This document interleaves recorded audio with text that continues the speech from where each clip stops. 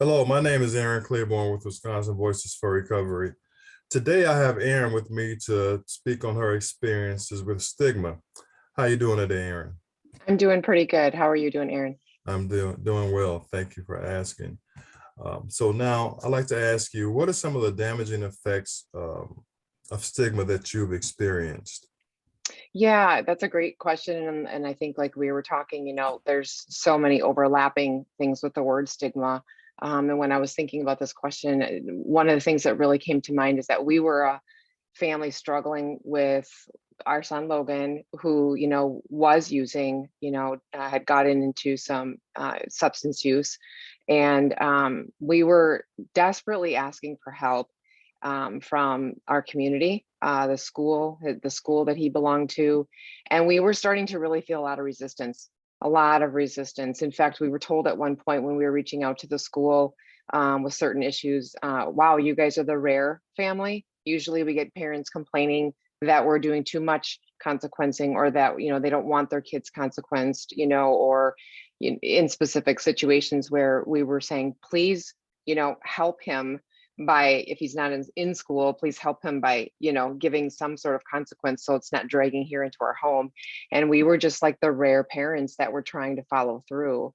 And so that really kind of leaked into the community, if just the feel of just like almost everybody. And I think as a struggling family, it's like, then where do you go? What do you do? Right? You're seeking out therapy and treatment, which we did all of those things. Um, but around that stigma, you start to feel like there's that thing on your back, like, oh, there's the family with the kid, right?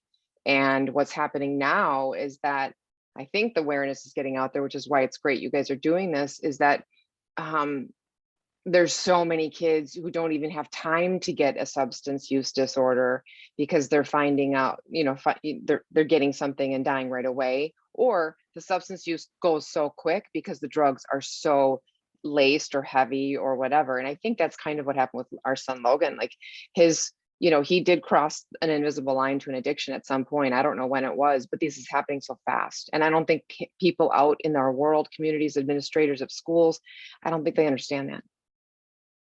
Yeah, that's great stuff to hear. Yeah, very valuable information. So I'd like to also ask you to tell me about some of the damaging physical impacts you've experienced as a result of stigma.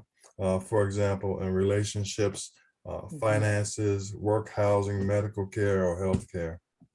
Yeah, good. Another great question. Broad one for us. We experienced a lot of this. I guess my first response to that is that definitely within our family. When people don't live with you in your home under your roof, they don't know what's going on. And I almost like to think of this as a sort of reverse stigma, where I think what happens with substance use disorder is those people, like I guess I'll refer to my son Logan, who was a great kid. He was taught right. He was just a good-hearted kid, but the substance took over.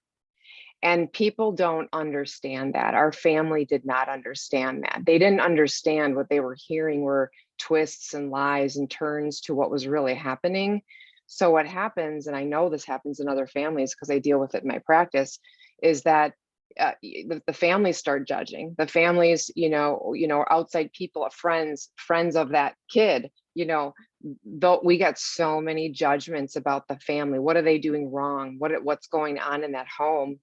And they start to believe, the person with the struggles. But when you're using substances, you are twisting things, you are hiding, there's shame involved, there's so many mental health crossovers with that, and people don't understand that. And that's desperately something that I want people to understand, is that you're dealing with an 18, 19-year-old kid, 16-year-old, whatever. First of all kids make mistakes and they all twist things anyway. Then you add on substances, and there are people in the outside world who they're not aware of what's going on. They make judgments, and it's really affected us. It's affected us even after losing our son. We still have family who just never sought to understand what we went through. So I would say that was a big thing. And then, just to add on, if we have like 2 seconds, Yeah. one other quick thing that I think was really important, my husband really hit on, and I had never thought of this until he said this, and we've talked a lot about stigma, with, starting up some of the advocacy we're doing, is that there's a lot of parents out there who think, oh, we're doing a great job because we're taking everybody's keys and we'll let them drink at the house or use whatever at the house, and we're keeping them safe, right? And so what we really want people to start to understand is that if you're letting 10, 20, 30 kids in your house and you think you're taking their keys and keeping them safe, you don't know the mental health shape of every single kid walking in that door. Logan would walk into a door and the parents didn't know that we just spent X amount of dollars in treatment out of state to try to help him. And so they're helping them with the substance use by allowing them to do that in their home, by not seeking to understand what's really going on with the family, making judgments just because, well, he looks sad and maybe there's just something wrong with the family. And so there's a lot of parents out there contributing to this unknowingly. They don't know, but it's not just about taking their keys. It's about a depth of understanding on how deep this is, and that I definitely believe is stigma related as well. Yeah, definitely.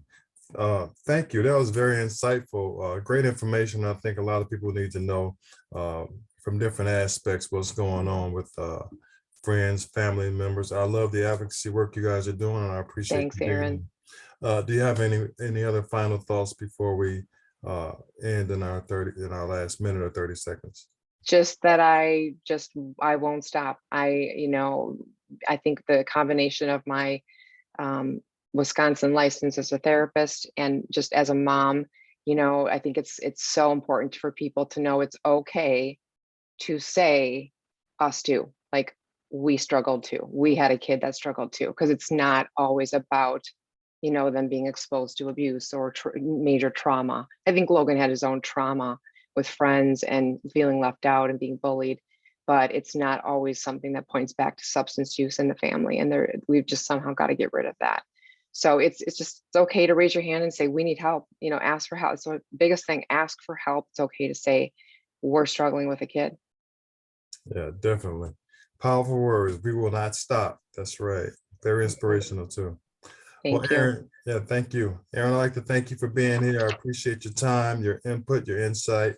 It was greatly appreciated. Thanks, Aaron. I appreciate you too. It's my pleasure. Our audience, please check back each day of the month during the month of July for others sharing their experience about stigma. Thank you. Have a great rest of your day. Thanks, Aaron. Okay.